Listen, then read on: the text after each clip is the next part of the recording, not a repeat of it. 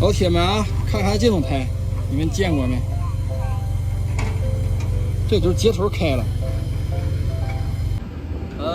我们看一下啊，看一下这个内胎，是什么样质量的内胎啊？现在反正没人会用这样内胎，这都是头2年往后有的这种这个天然胶的，然后带接头的，现在几乎都是用定体胶的。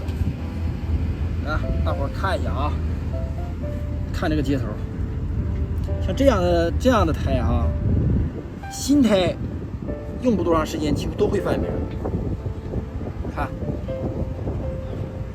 这就是那个天然胶的，啊，一撕就来。